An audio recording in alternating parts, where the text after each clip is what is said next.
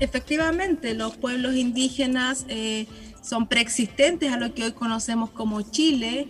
Sabemos de las largas datas de ocupación de este territorio gracias a los registros arqueológicos. Tenemos que, por ejemplo, dentro del sur de lo que ahora es Chile, uno de los sitios más antiguos, que es Monteverde, data la presencia humana hace 14.000 años Eso en Valdivia, antes ¿cierto? de presente. Entonces, sin duda que aquí hay mucha historia y aquí mismo en este territorio hemos tenido, se han hallado excavaciones arqueológicas y que también nos dan datas de sobre 1000 años antes del presente de presencia de estos pueblos que son también parte de lo que hoy seguimos presentes aquí. Efectivamente, usted se refería a Monteverde, eso es en Valdivia, ¿verdad? En Puerto Montt. Puerto Montt. Y claro, y que es uno de los elementos más importantes para decir que aquí había pueblos antes de que comenzara a aparecer población, particularmente que venía de otras latitudes. Sí, bueno, en general el poblamiento americano es entendido bajo el cruce que se produce población desde el estrecho de Bering. Por lo tanto, siempre podríamos decir es población que grado y se ha instalado en estos territorios. Lo que tenemos claro es que son pueblos que al final del día son previos a lo que hoy conocemos como los países o los estados-naciones, que muchas veces ahí se genera tensión en que pensamos que, por así decirlo, que Chile siempre estuvo aquí. Y si somos apegados a la historia y a los procesos históricos, Chile hace ocupación efectiva, por ejemplo, de lo que es Araucanía o Gualmapu a finales de 1800, cuando se realiza lo que ya todos conocemos con el nombre de la campaña de pacificación de la Araucanía, que se ha cuestionado bastante dicho nombre. Así es. Y la historia básicamente respecto de los pueblos más importantes que habitaron esta zona. A su juicio, cuando entramos a analizarlo, ¿cuáles serían los más importantes? Junto, naturalmente, a nuestro pueblo mapuche. A ver, yo creo que más como que haya pueblos más importantes o no, porque la verdad no podemos situar esas comparaciones. Efectivamente, quizás lo que tenemos es que el pueblo mapuche ha sido uno de los que ha tenido más larga data en términos de el reconocimiento de su presencia. Los hallazgos arqueológicos nos han dado cuenta de la presencia prolongada en el tiempo, pero en tiempos de contacto no olvidemos que el pueblo mapuche tuvo contacto con el pueblo inca, hacia el río Mapocho, hacia lo que hoy es Santiago.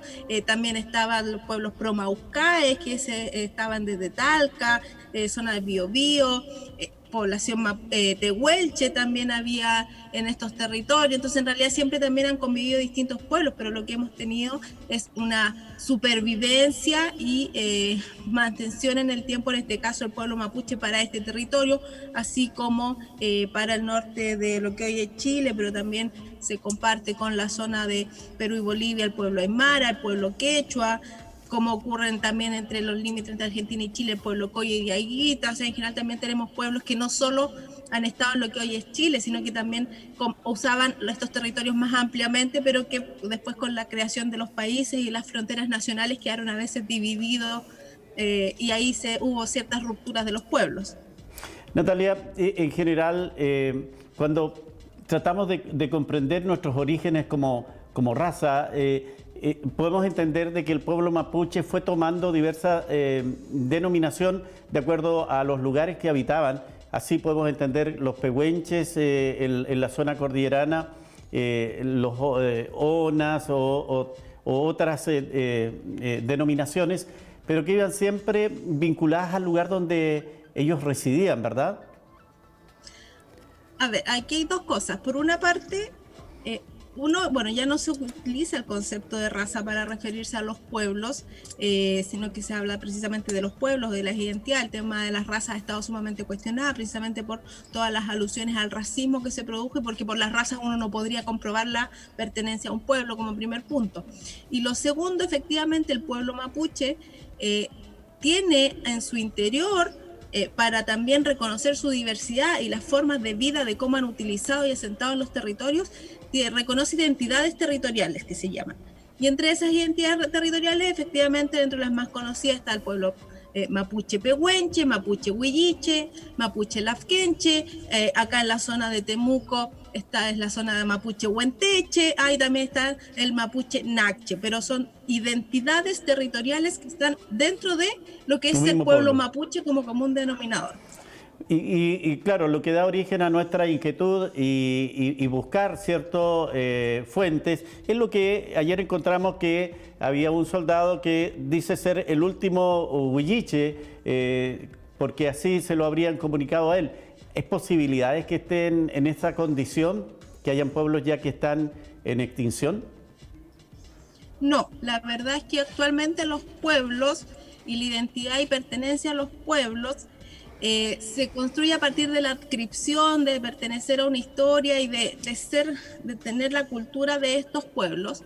Y para el caso huilliche puntualmente, si bien ellos son una identidad dentro del pueblo mapuche, ellos han generado todo un proceso de dar cuenta de su presencia, e inclusive en el último censo del año 2017, dentro de la población que se considera indígena en el país, donde sabemos que un 79,8% se considera mapuche, además 45.000 personas declararon ser mapuche huilliche, o sea, también pidieron esa precisión dentro del censo.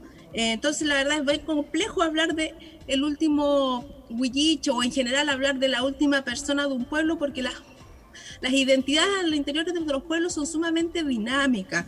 Hemos estado muchas veces acostumbrados a escuchar el último Yagán, el último Segna, pero la verdad es que son pueblos que aún están vivos, que se continúan creciendo, que están en procesos de revitalizaciones y no estamos en este momento en Chile ante ninguna posible desaparición o extinción de ningún pueblo. Vale decir... Además, disculpa, ¿sí? ¿sí? Sí, no, adelante, Natalia. No, es que lo que quería acotar también es que en términos estrictos cuando hablamos de población mapuche huilliche, gente del pueblo mapuche huilliche, a lo que hace relación huilliche es que es gente que habita en el sur. Por lo tanto, en términos estrictos, y si lo llevamos a lo que hoy es nuestra geografía que conocemos todos por las regiones, podríamos decir que los huilliches están desde los ríos inclusive hasta Magallanes.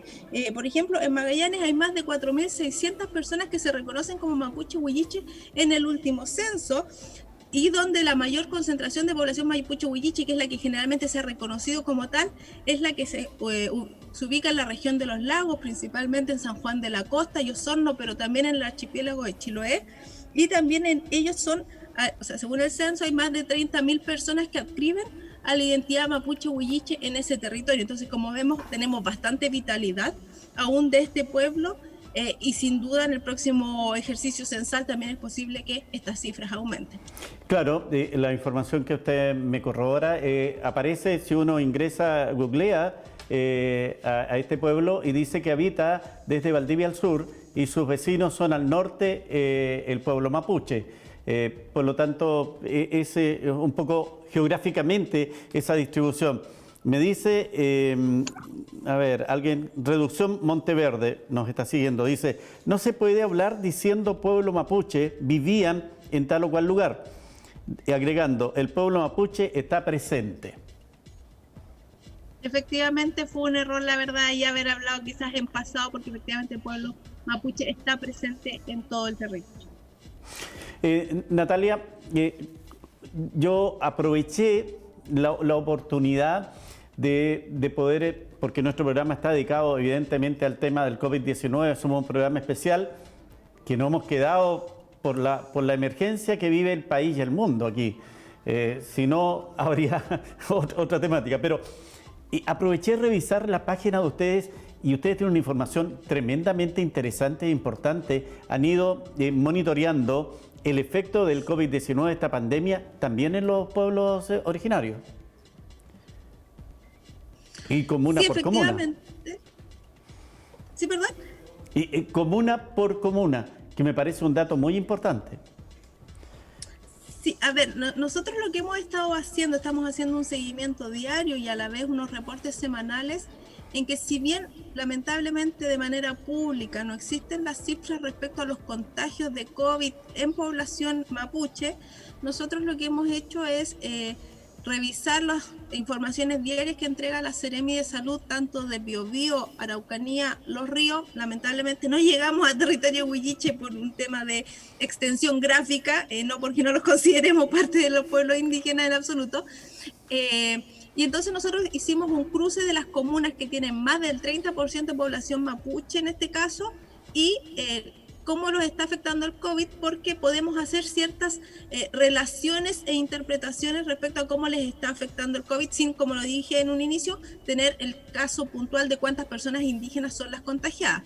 Y nosotros, bueno, estas infografías que lanzamos diariamente a través de nuestras redes sociales y que también las pueden ver en nuestra página web, como bien lo mencionaba, además lo hemos ido complementando con conversaciones, entrevistas, conversatorios que hemos desarrollado con los funcionarios de salud y con dirigentes territoriales que también nos nutren de información para saber qué está ocurriendo con el COVID, porque sabemos, y también lo han informado organismos internacionales, que lamentablemente estas pandemias afectan a los pueblos indígenas en mayor medida que al resto de la población nacional, pues sabemos que es en los pueblos indígenas donde concentramos lamentablemente las mayores brechas de acceso a salud, acceso a agua, acceso económico. Entonces eso también incide en cómo nos enfrentamos en estos momentos ante una pandemia, y por eso también el interés de nuestro instituto de tratar de abordar este tema y estar generando información constantemente.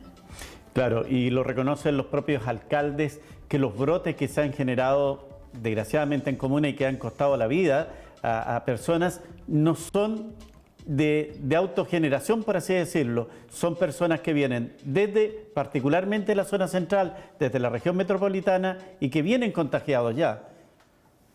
Sí, efectivamente aquí se ha vivido una situación bastante compleja, porque, bueno, todos hemos visto a través de los medios, ustedes también lo han informado bastante, que esta pandemia, aparte de ser sanitaria, también ha tenido un costo económico. Y efectivamente en las grandes ciudades, por ejemplo en Santiago, la cesantía se vio aumentada, la gente que tenía quizás trabajos informales no ha podido ejercer su trabajo, y no olvidemos que Santiago se nutre de mucha población migrante desde nuestros territorios. Lamentablemente nosotros como Araucanía somos una región que expulsa a mucha gente, lamentablemente, especialmente joven, que debe salir a buscar trabajo a las ciudades.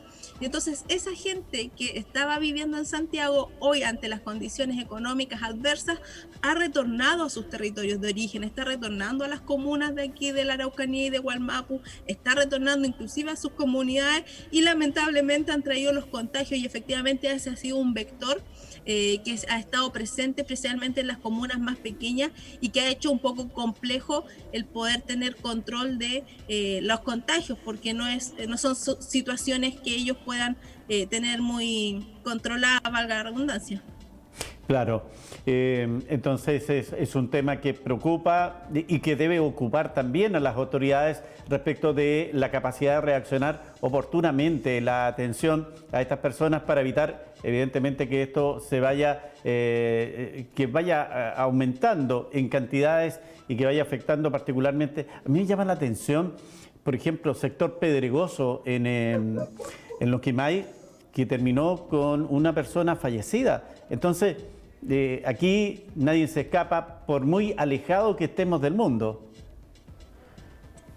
Efectivamente, y tenemos otro elemento que es no menor, que precisamente esa lejanía que nosotros pensamos nos puede proteger del COVID, también se nos vuelve un elemento que podemos llamar una amenaza, toda vez que si estamos en un sector rural alejado, imaginen cuánto nos cuesta aún llegar a un centro de atención médica para poder realizar ya sea el examen, pero a la vez tener el tratamiento de la enfermedad. Entonces, un elemento que podría ser un protector, como es el aislamiento o la distancia geográfica, aquí también se nos vuelve un elemento que es una amenaza o un factor de riesgo que también se debe tener en consideración a la hora de pensar las medidas y las políticas para estos territorios. Y cuando hablamos de prevención, vemos como hoy día en el centro de Temuco se están haciendo PCR gratuitos. Habría que pensar si es que en los sectores más apartados de nuestras comunas se está llevando adelante este mismo tipo de prevención, porque si actuamos rápidamente vamos a evitar víctimas fatales. Absolutamente, hay que pensar temas preventivos, por ejemplo, como la aplicación del test en sectores cercanos a estos sectores rurales, pero también, por ejemplo, lo que veíamos respecto a esta población que está retornando o que está viajando, cómo quizás pesquisar que si viene o no viene contagiado y quizás que si llega tenga que hacer una cuarentena, aunque sea dentro de las comunas, pero que las comunas puedan tenerlos aislados algunos días mientras puedan por último descartar un eventual contagio antes de que esto se propague, por las condiciones que ya hemos conversado, que vuelve después con más dificultad poder trazar el contagio del COVID.